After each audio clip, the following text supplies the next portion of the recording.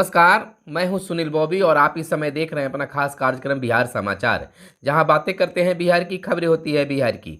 बिहार की खबरों के साथ साथ देश दुनिया में क्या कुछ चल रहा है, तमाम खबरों से हम आपको कराते हैं अपडेट। बिहार में शिक्षा रोजगार का क्या है हाल और गाँव की सरकार को लेकर क्या कर रही है बिहार सरकार, तमाम खबरों से हम आपको कराते हैं अपडेट। तो खबरों की सिलसिला शुरू करने से पहले आपसे आग्रह है कि अगर हमारे चैनल पर पहली बार आए हैं या अब तक हमारे चैनल को आपने सब्सक्राइब नहीं किया है तो चैनल को सब्सक्राइब कर लीजिएगा और हमारे फेसबुक पेज को भी फॉलो कर सकते हैं। तो उम्मीद ही नहीं पूर्ण विश्वास है कि हमारे पेज और यूट्यूब चैनल को आप सब्सक्राइब कर लीजिएगा। चलिए खबरों की सिलसिला शुरू करते हैं बिहार के नियोजित शिक्षकों से। तो बिहार के नियोजित शिक्षकों का भाग्य का फैसला यानी लॉटरी लगने वाली है। तो लॉटरी में उन्हें निराशा हाथ लगता है या फिर खुशी मिलती है, यह तो वक्त गवाह होगा। यानी कि अगर लॉटरी लग जाती है तो शिक्षकों का भाग ही पलट जाएगा, बदल जाएगा। जो उनकी सोच थी, उनकी विचार थी, वह विचार के अनुरूप कार्य करना शुरू कर देगा। बिहार कैबिनेट में नियोजित शिक्षकों को लेकर अगर मुहर लगती है तो बिहार के नियोजित शिक्षक राज्यकर्मी हो जाएंगे।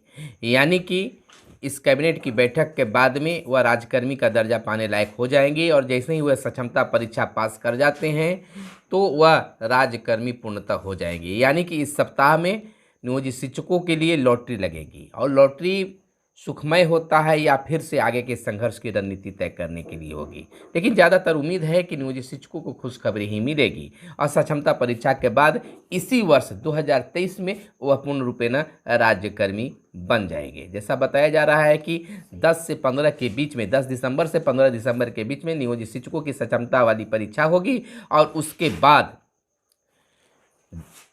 30 तारीख तक जो है रिजल्ट उनका निकाला जाएगा और रिजल्ट निकलते ही जैसे ही वो पास करते हैं वह राज्यकर्मी बन जाएंगे। तो इनके लिए सुखद समाचार है। तो आपके लिए सुखद समाचार आ रहा है तो आपसे आग्रह है कि आप चैनल को जरूर सब्सक्राइब कर दीजिएगा। इसी तरह से आंगनबाड़ी सेविका और सहायिका की अगर बात कर ले तो उनकी भाग का भी फैसला सुप्रीम बताया जा रहा है। यानी कि सुप्रीम कोर्ट से इनकी जीत होगी। यानी कि सुप्रीम कोर्ट से आंगनबाड़ी सेविका और सहायिका को उनको हक और अधिकार मिलने की उम्मीद बताई जा रही है। वहीं वार्ड सदस्य और मुखिया जी, सरपंच साहब की बात कर ले तो बिहार के मुख्यमंत्री जहां सभी कर्मचारियों को दिल खोलकर उनकी मांगों को पूर्ति कर रहे हैं तो वार्ड सदस्य और सरपंच साहब का भी उनका हक और अधिकार बहुत जल्द मिलने जा रहा है। विद्यार्थियों के लिए बड़ी खबर बता दें कि मैट्रिक के जो विद्यार्थी हैं उनकी सेंटअप की परीक्षा बहुत जल्द होने वाली है। इधर कुछ खबरों की और बात कर ले तो निजी क्षेत्रों की नौकरियों की अगर बात करें तो निजी क्षेत्रों की नौकरियों में बेटियों की मिलेगी अब प्राथमिकता। आपको बता दें कि 35% छात्राएँ देश भर में इंजीनियरिंग और तकनीकी कॉलेजों में नौकरी की इनकी हिस्सेदारी मात्र 15 से 20% है। आपको बताते चले इसी में कि इंजीनियरिंग और तकनीकी की पढ़ाई करने वाली छात्राओं को अब नौकरियों के लिए भटकना नहीं पड़ेगा। इंजीनियरिंग और तकनीक से जुड़े क्षेत्रों में महिलाओं की भागीदारी बढ़ाने के लिए शिक्षा मंत्रालय ने से जुड़ी नियामक एजेंसी अखिल भारतीय तकनीकी शिक्षा परिषद ने एक अहम पहल की है। यानी कि बेटियों के लिए यह बड़ी खुशखबरी बताई जा रही है। तो राज्य में आज हड़ताल पर डॉक्टर साहब रहे। यानी डॉक्टर साहब आज अपनी मांगों को लेकर हड़ताल पर रहे। पूर्णिया में रोगी की मौत के बाद इलाज में लापरवाही का आरोप लगा डॉक्टर पर हमले को इंडियन मेडिकल एसोसिएशन IMA ने बिहार के अध्यक्ष डॉक्टर श्याम नारायण प्रसाद, पूर्व राष्ट्रीय अध्यक्ष डॉक्टर सहजानंद प्रसाद, वरीय उपाध्यक्ष डॉक्टर सुनील कुमार, सचिव डॉक्टर अशोक कुमार ने कहा है कि मंगलवार को यानी कि आज सभी चिकित्सक हड़ताल पर रहेंगे और सभी चिकित्सक हड़ताल पर रहे। यानी कि मान सम्मान की यह बात थी। तो आगे की हम आपको बात बता दें कि चिकित्सकों की जो मान सम्मान की बात है तो शिक्षा विभाग की इसके अंतर्गत बात कर लेते हैं कि प्रधानाध्यापकों का भी होगा समवर्ग प्रस्ताव हुआ तैयार।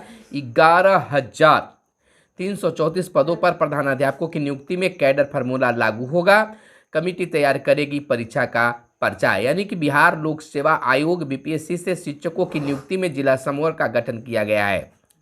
कुछ इसी तरह सरकार अब राज्य के सरकारी विद्यालयों में प्रधानाध्यापकों की नियुक्ति में अध्यापक संवर्ग का यानी जिला अध्यापक संवर्ग का नियुक्ति में गठन करेगी और शिक्षा विभाग ने 11,334 पदों पर बीपीएससी से प्रधानाचार्यों की नियुक्ति में कैडर फार्मूला को अपनाने का प्रस्ताव तैयार कर दिया है। तो इधर हम आपको बताते चले कि अब उर्दू फारसी शिक्षक भर्ती भी होगी। 17,000 पदों पर नियुक्ति की तैयारी है। नए पदों के सृजन पर सैद्धांतिक सहमति बनी है। राय आप बता दें कि बिहार में 17,264 पदों पर उर्दू फारसी और अरबी विषय में शिक्षकों की नियुक्ति होगी। इसमें से ज़्यादातर नियुक्ति प्रारंभिक विद्यालयों में होगी। फिलहाल 5,151 खाली पदों पर बिहार लोक सेवा आयोग से नियुक्ति होगी। इसके अतिरिक्त सरकारी विद्यालयों में 12,113 पदों के सृजन की आवश्यकता है, जिस पर सैद्धांतिक सहमति फिलहाल बन गई है। इस पर विधिवत सहमति के बाद राज्य मंत्रिमंडल से मंजूरी ली जाएगी। और आज से डाकिया का एक अलग जिम्मेवारी मिल गया है, यानी आज से डाकिया ले जाने का काम शुरू किया है पुलिस डाक का, और इसकी ट्रैकिंग भी, यानी पुलिस डाक पहुंचाने की जिम्मेवारी अब सिपाहियों की जगह डाक कर्मियों को दे दी गई है। छठ महापर्व से पहले इसको लेकर बिहार पुलिस और केंद्रीय डाक विभाग के बीच समझौता भी हुआ था और यह कार्य आज से शुरू किया गया है। तो एक बड़ी जिम्मेवारी डाकिया को मिला है। इधर जदयू का एक बड़ा बयान आया है लघु उद्यमी को लेकर, यानी लघु उद्यमी योजना का लाभ सभी वर्ग के लोगों को मिलेगा। यानी जदयू विधान पार्षद व पार्टी के वरिष्ठ उपाध्यक्ष संजय सिंह ने बीते दिन कहा कि बिहार लघु उद्यमी योजना का लाभ बिहार के सभी वर्ग के लोगों को मिलेगा। जदयू विधान पार्षद ने कहा कि बिहार लघु उद्यमी योजना के तहत बिहार के 94,33,312 गरीबों को 2-2 लाख रुपये मिलेंगे। जल्द ही इस संबंध में आवेदन मांगे जाने की प्रक्रिया भी प्रारंभ होगी। तो इधर बिहार की अगर बात कर ले, बिहार की पटना से कई योजनाओं की हाल के बारे में बात कर ले तो फसल कटने लगी पर डीजल अनुदान की राशि नहीं मिल पाई है। यानी कि गांव से लेकर गांव में यह बात चर्चा बन गई है कि प्रक्रिया के चक्कर में किसानों के आवेदन निरस्त, योजनाएं जमीन पर पहुंचते पहुंचते तोड़ने लगती है अपनी दम। पुनपुन में 81 गाँव फिर भी किसान अनुदान से वंचित। बख्तियारपुर का भी यही हाल बताया जा रहा है। यह सिलसिला पूरे बिहार की है। तो गांव वो दर्जन भर हैं, किसानों को डीजल अनुदान की राशि नहीं मिल पाई है। अब तो धान की फसल भी कटने लगी है। तर्क है कि अनुदान की निर्धारित प्रक्रिया के अनुपालन नहीं किया गया है, तो इस तरह से किसानों को इस लाभ से वंचित किया जा रहा है। इधर शिक्षा विभाग से जुड़ी एक और बड़ी खबर निकलकर, रोमांचक खबर निकलकर सामने आई है कि शिक्षक की एक सीट पर 5 दावेदार। है ना रोमांचक बात। पंजीयन शुल्क व आवेदन की प्रक्रिया पूर्ण करने वाले ही परीक्षा में होंगे शामिल। यानी कि बिहार लोक सेवा आयोग बीपीएससी को द्वितीय अध्यापक नियुक्ति की मध्य माध्यमिक और उच्च माध्यमिक विद्यालयों की परीक्षा में शामिल होने के लिए पंजीयन व शुल्क जमा की तिथि समाप्त हो चुकी है। और इस तिथि को समाप्त होते ही तीनों श्रेणी के विद्यालयों की 1,12,000 सीटों के लिए 5,79,064 अभ्यर्थियों ने रजिस्ट्रेशन किया है। इसमें से 5,72,636 ने ही शुल्क जमा किए हैं। तो इस तरह से जो शुल्क जमा किए हैं वही परीक्षा में भाग ले सकते हैं। इधर कला प्रेमियों से रूबरू होंगे जापान के टोक्यो के हासेगावा।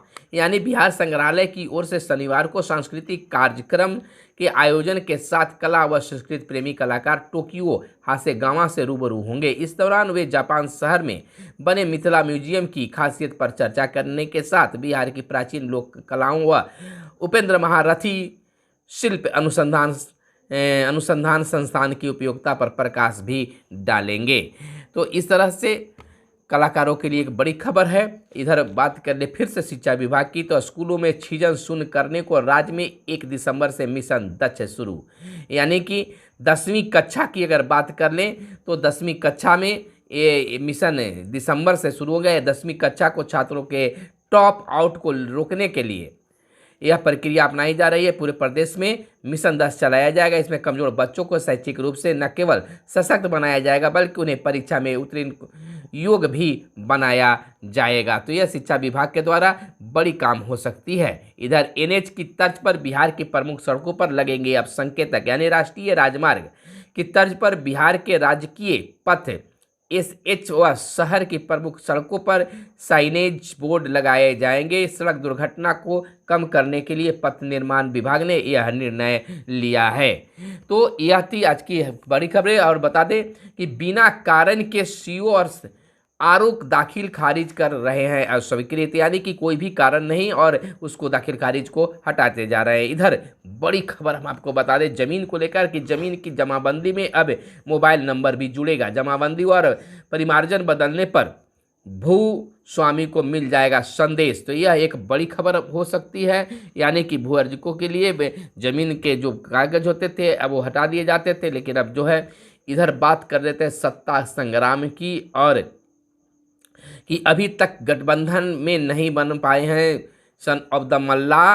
दिसंबर के दूसरे सप्ताह में किसी किनारे के लगने के आसार, और 16 नवंबर 2020 से बीआईपी करीब 28 महीने तक एनडीए के साथ रही है। तो सियासी मझधार में सन ऑफ द मल्लाह की नौ फंस गई है। महत्वाकांक्षा बढ़ती जा रही है। 2022 में एनडीए से बाहर हुए थे। तो इस तरह से अब देखना यह होगा कि लोकसभा चुनाव से पहले सन ऑफ द मल्लाह मुकेश सहनी किधर जाते हैं। बड़ा ही यह रोमांचक होगा। इधर बात करते 6 जिलों में ग्रामीण परिवहन होंगे और मजबूत, यानी कि राज्य सरकार के ग्रामीण परिवहन को मजबूत बनाने की योजना और विस्तार की योजना चल रही है। तो इस योजना के तहत आगे की बहुत कुछ सोची गई है। इधर अगले वित्तीय वर्ष के बजट की तैयारी शुरू, 10% की होगी बढ़ोतरी। सभी की बात अगर कर ले तो हरला की मुखिया कोमल सम्मानित की गई है। दिल्ली में आयोजित 2 दिवसीय 7वीं ISC फिक्की स्वच्छता सम्मान समारोह में बिहार के 3 स्वच्छता पुरस्कार मिले हैं। जमुई जिला के अंतर्गत लक्ष्मीपुर प्रखंड अंतर्गत हरला ग्राम पंचायत की मुखिया कोमल कुमारी को अपने ग्राम पंचायत में स्वच्छता के क्षेत्र में उल्लेखनीय कार्य करने पर यह सम्मान दिया गया है। तो मुखिया जी के लिए एक गौरव की बात है। तो सुप्रीम कोर्ट का एक बड़ा आदेश आया है।